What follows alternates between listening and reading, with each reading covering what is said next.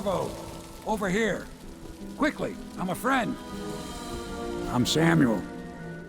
Samuel Beechworth, riverboat captain, loyalist conspirator, and the best friend a man could ask for.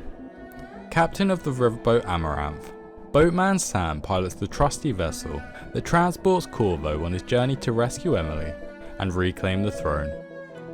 He's a friendly and inviting presence in an otherwise hostile city, responsible for ferrying our protagonist to and from various locations on behalf of the loyalists. Ready to go? He quickly becomes a welcoming sight when returning from a long mission. Like a bright light at the end of a dark tunnel, Samuel emanates a sense of safety and solace. His extensive knowledge of the Wrenhaven River allows him to navigate the city with ease. Over the years, however, the river has left its mark on Sam. He bears scars, both physical and otherwise. His time on the river has also exposed him to the inexplicable and the magical, claiming to have seen things like ghostly lights and faces in the water. Sailors tell tales of monsters far out to sea. But I'll tell you, there's strange things in this river no one talks about. Lights in the water, late at night. I've seen faces too. Sam's experiences and extensive amount of time spent on the river allows him to provide valuable intelligence to his loyalist allies, as well as providing Corvo with insights into mission areas, pointing out potential hazards, and suggesting strategic approaches to avoid detection. Everything not controlled by the City Watch is gang territory. Then there are the real odd birds living on the fringes like that Granny Rags. They say she's nuts. Don't know which is worse. Just take your pick. Sam's past is somewhat shrouded in mystery, though striking up a conversation with the boatman can offer more than just mission intel, giving us some small insight into his life before the plague and the subsequent chaos that followed. We find out that his father wished for him to become an overseer, a wish that he defied. Pa always wanted me to be an overseer. If he could see us now. Instead choosing a different path, a life on the water, serving in the Bristol Navy under the command of Commander Havelock. Despite his years of service, he doubts that Havelock remembers him. I once served under Admiral Havelock, Captain Havelock then. I don't know if he remembers me, but I fear it's rude to ask. I don't want to embarrass him.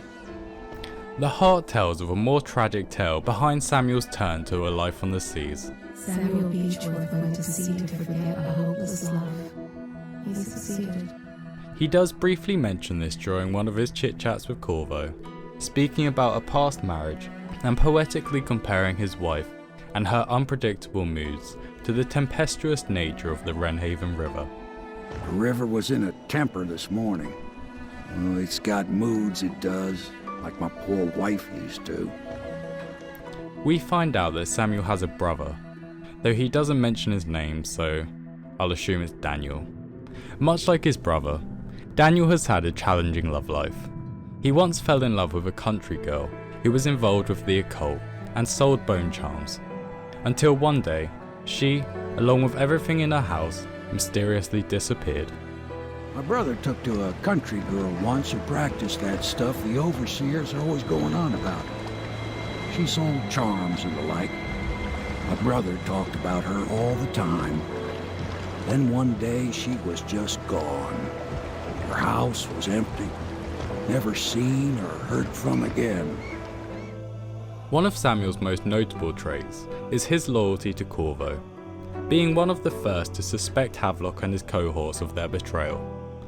And so when the time came for his friend to be poisoned, he administers only half of the dose, ensuring Corvo's survival. Although the outcome is the same, Samuel's words reflect how he really feels. On a high chaos run, he'll say this: Why I keep sticking my neck out for you eludes me. But I only gave you half the poison, Corvo. They were watching me do it, but not close enough. Maybe you'll survive it. I can hardly blame them for turning on you, after all the people slaughtered in the name of this cause. compared to in low chaos when he'll say, I'm sorry something terrible, Corvo, but I only gave you half the poison. They were watching me and it was all I could think to do. I think you're strong enough to survive that. I'll put you on a raft and then I've got to ship out myself before they find out I've gone against their wishes. Snakes. after saving Corvo by poisoning him, I think you're strong enough to survive that. Samuel was forced to flee the Houndspit pub in case they found out what he did, and they would surely kill him too. But before doing so, he ensures that if Corvo was to return, they would have a safe way to signal him from the shore. So he tells Callista how to safely signal using some fireworks and takes his leave. Later, when Corvo needed him most, reliable old Sam reappears and transports him to King Sparrow Island for their final mission. I saw the signal. I knew you'd be back, Corvo.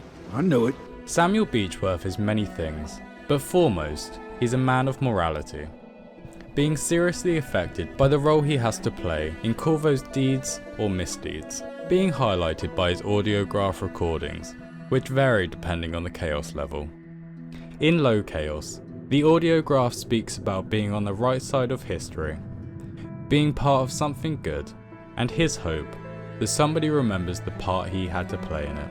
I'm taking part in history here. Dunwall is on the verge of a new age, a better age. And this old sailor has had a role to play in it. I doubt I'll be remembered, as the worthy men who made this happen are truly the heroes, and one feisty little girl who hides the sadness of missing her mother very well, bless her. But perhaps someday someone will listen to this and know that a humble sailor named Samuel was a part of it all. Whereas in high chaos, he speaks about the generally depressing state of Dunwall, and how he feels as if he's being followed by death and destruction. Screams carry very well over the river. Can be heard for half a league out sometimes.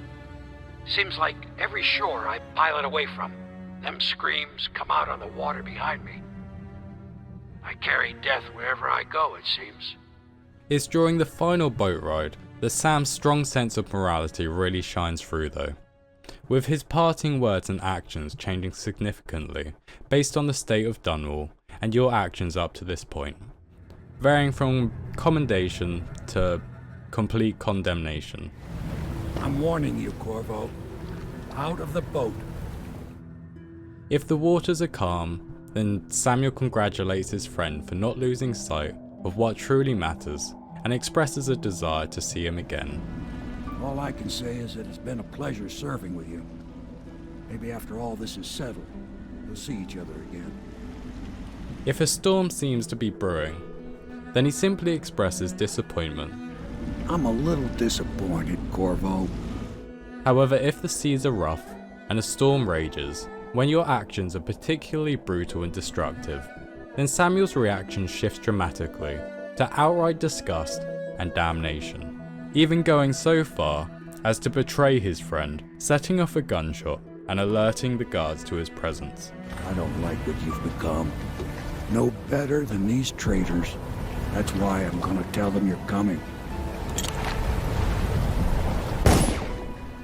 Now, this particular point comes up fairly often in discussion, since it brings Samuel's entire character into question. The fact that his actions in this moment would alert the guards to Corvo's presence, resulting in his capture or death, and thus the young Lady Emily would never be rescued, corrupt individuals would once again take power, and the city's conditions would decline even further. I've seen people explain away Sam's choice here as he was just so caught up in his emotions that he's not really thinking about the potential outcome of his actions, and I agree in a sense. However, I think that Samuel feels such a great sense of guilt and responsibility for the part that he had to play in the horrible events that unfolded, that the man is ruined, demoralized and disillusioned to the point of dishonor. Where he just doesn't care about the results of his actions. He just wants some sort of final fuck you to Corvo before he sails off into an endless ocean, which is then reinforced by the ending that follows such a grim goodbye. A weak and plague-ridden Samuel is shown battling a storm out at sea, where he is assumed to have died. Fortunately though, all of that is largely irrelevant, because we know that in the canon events for Dishonored, Corvo killed like nobody, meaning that our boy Samuel never had to betray his friend, and is seen celebrating their victory, along with the other truly loyal loyalists, enjoying a well-earned moment of camaraderie and celebration. Surviving the events of Dishonored, Sam passed away peacefully sometime in the years before Dishonored 2, but his legacy remains in the memories of those he knew. Corvo and Emily both referencing him during their respective journeys. Old Samuel made this. I'm glad he didn't live to see me driven out of Dunwall Tower. Samuel Beechworth made this. Wonder what advice he would have about today. So that's Samuel Beechworth, the beloved boatman and indispensable part of Corvo's journey, one of your most trusted allies and loyal friends, sticking by your side from the beginning to the very end and for every step in between, making for one of Dishonored's most unforgettable and beloved characters. But this is the last time you'll see me, sir. Goodbye.